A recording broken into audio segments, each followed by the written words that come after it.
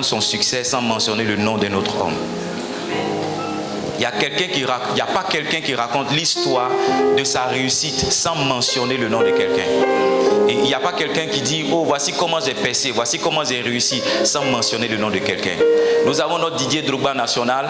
Amen. Cet homme-là est devenu cette star interplanétaire parce qu'un jour, il a rencontré José Mourinho lors d'une compétition et qui jouait contre lui. Donc je crois que dans chaque saison de notre vie, Dieu fait rentrer certaines personnes pour nous amener quelque part.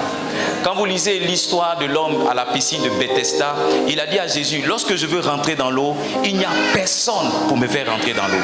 La vérité, c'est qu'il y avait des aveugles qui étaient là. Mais les aveugles, comment ils rentraient dans l'eau? Il y avait quelqu'un qui les maintenait il y avait quelqu'un qui les faisait rentrer dans l'eau. Il dit, quand je veux aller moi-même, il y a quelqu'un qui rentre avec moi.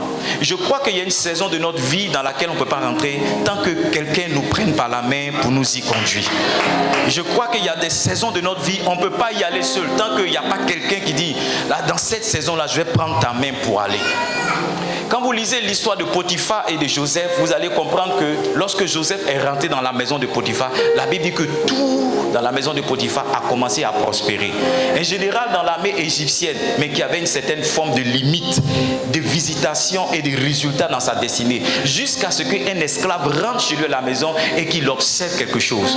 Je crois de tout mon cœur qu'il y a un niveau de bénédiction qu'un homme n'a pas, tant qu'il n'y a pas un autre homme qui rentre dans sa vie. Je crois de tout mon cœur qu'il y a un type de bénédiction qu'un homme n'a pas, tant qu'il n'y a pas un autre qui rentre dans sa vie. Je crois aussi qu'il y a une certaine vitesse, une accélération qui nous manque, parce qu'il y a quelqu'un qui n'est pas avec nous.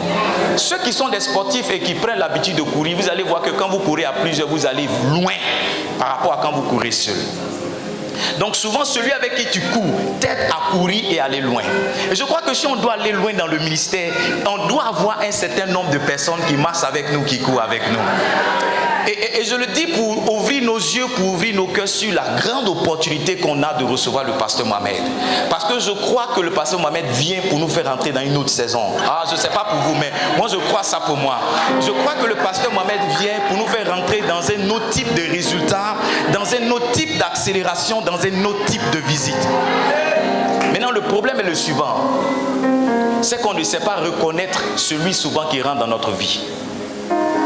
Parce que souvent, celui qui rentre dans notre vie peut rentrer comme Joseph, comme un esclave. Celui qui rentre dans notre vie peut rentrer simplement comme une servante ou bien comme un serviteur. La Bible dit dans la maison de Naaman, c'est la servante de sa femme qui lui a dit, je connais un prophète. Et si mon maître peut aller voir le prophète, il serait guéri de la lèpre. Naaman avait l'argent, mais son argent ne pouvait pas le guérir de sa lèpre. C'est une bonne dans sa maison qui lui a donné l'indication de quelque part. Donc, il y a certaines personnes qui peuvent rentrer dans notre vie pour nous donner une information et puis on peut les mépriser.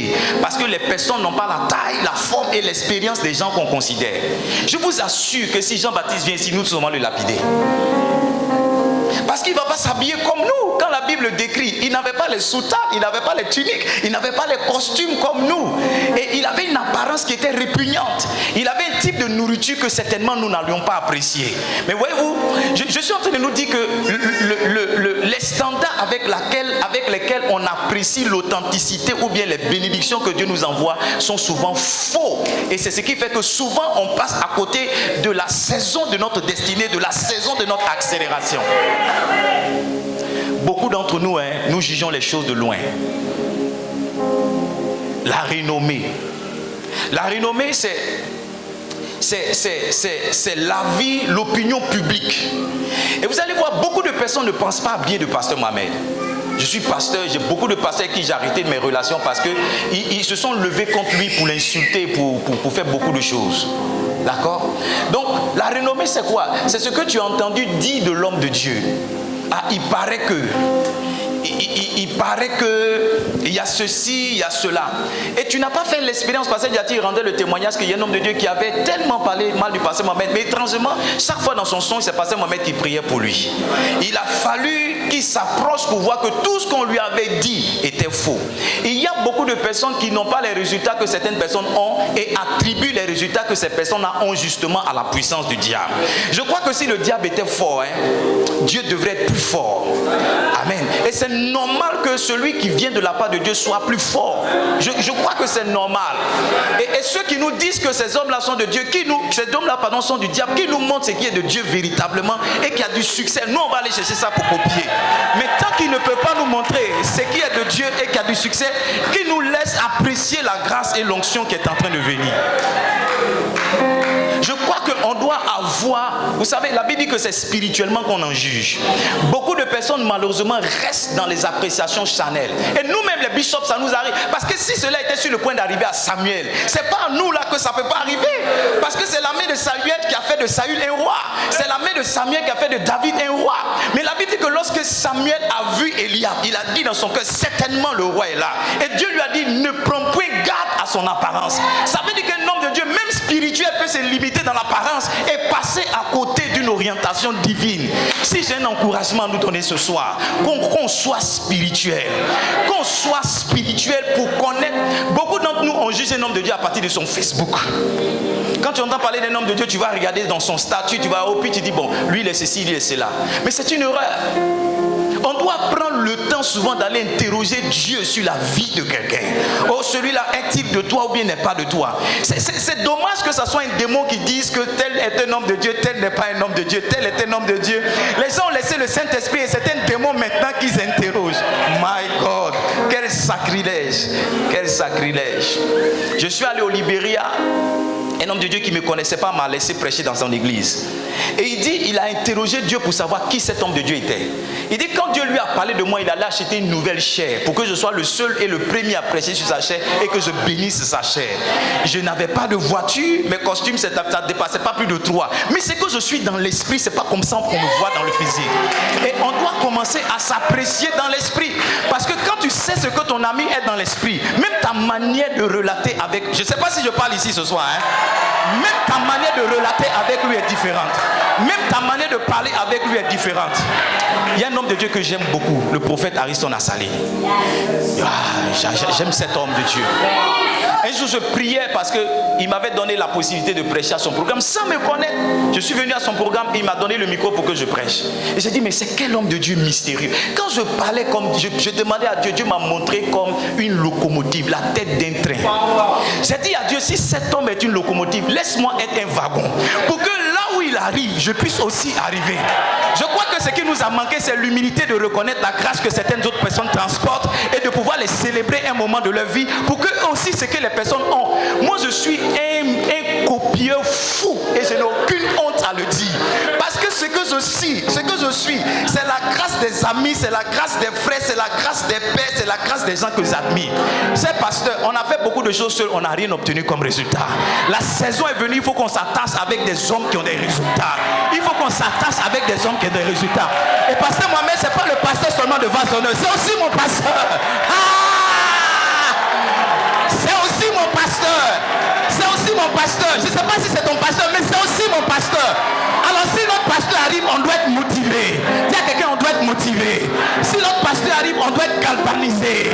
Si notre pasteur arrive, on doit mettre le feu. Que cette semaine, Satan est tort. Je dis que cette semaine, Satan regrette. Que cette semaine, le ciel de tabou, quelque chose se passe. Je ne sais pas qu'est-ce que tu vas attraper, mais moi, je vais attraper quelque chose. Je vais attraper quelque chose. Mets la main sur la tête et dis, Seigneur, je ne veux pas être distrait. Je ne veux pas laisser ma chair m'amener quelque part. Je veux être spirituel cette semaine. S'il y a une semaine où tu dois être spirituel, c'est cette semaine. Je dis, s'il y a une semaine où tu dois être spirituel, c'est cette semaine. S'il y a une semaine où tu dois être spirituel, c'est cette semaine. I don't know if I'm preaching here. I don't know if I'm preaching. I don't know if I'm preaching. Parle à Dieu pour ton cœur.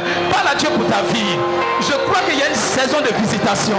Je crois que Dieu est en train d'envoyer un messager pour nous. Et que quelque chose doit se passer. Oh Seigneur, ne me laisse pas passer à côté de cette opportunité. Ne me laisse pas manquer une étape et une occasion dans ce moment. Oh, ne me laisse pas passer à côté de cette opportunité. Mashallah gabranda la masinda la bala. Iselele lusula gabranda la masinde dede. Jalaba, jalaba, jalaba. Mandula gabra inda la masinda la ba. Masiri si gabranda la ma. Oh, je veux entendre quelqu'un qui prie. Je veux entendre un peuple qui prie. Quelqu'un qui prie, quelqu'un qui prie. Oh, je veux entendre quelqu'un qui prie. Est-ce qu'il y a quelqu'un qui parle à Dieu ici ce soir? Ton ministère doit passer à un autre niveau, homme de Dieu. Ton ministère doit passer à un autre niveau. Il y a une grâce qui doit tomber sur toi. Il y a une onction qui doit tomber sur toi. Il y a une visitation que tu dois expérimenter. Est-ce qu'il y a un homme qui prie? Est-ce qu'il y a une femme qui prie? Mashallah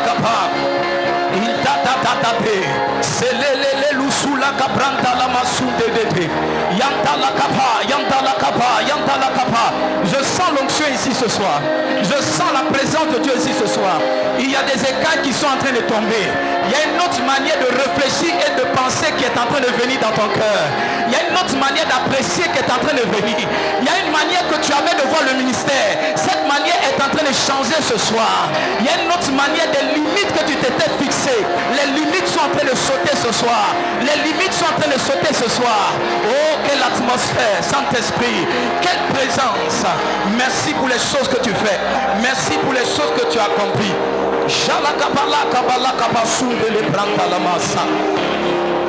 Oh Saint-Esprit, merci pour ta présence. Amama sandala bala bala bala. Chantala kapasinda la bala bala bala.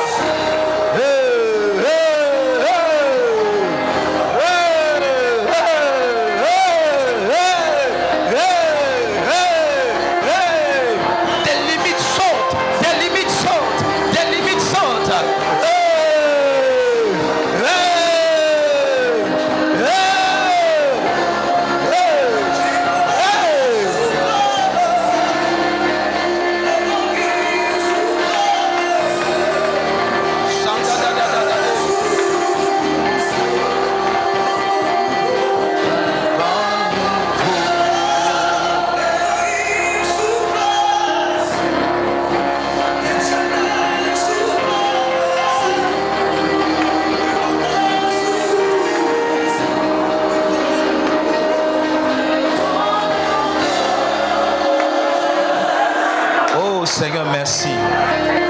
Que Dieu nous donne l'humilité d'accepter qu'il y a quelqu'un qui a quelque chose qu'on n'a pas.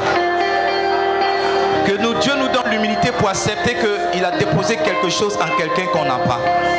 Seigneur, rends-moi humble.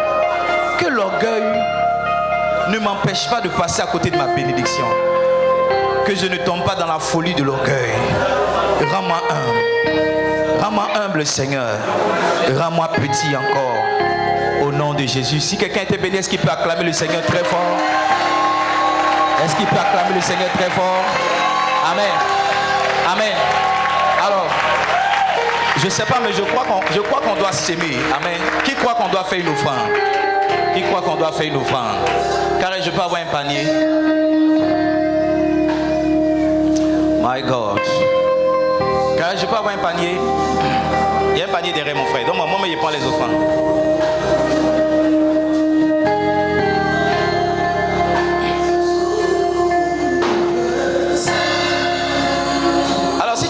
Rapidement, viens s'aimer, viens s'aimer.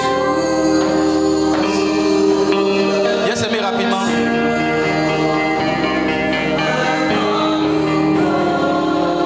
Viens s'aimer rapidement. Si tu étais béni, viens s'aimer. N'aie pas peur.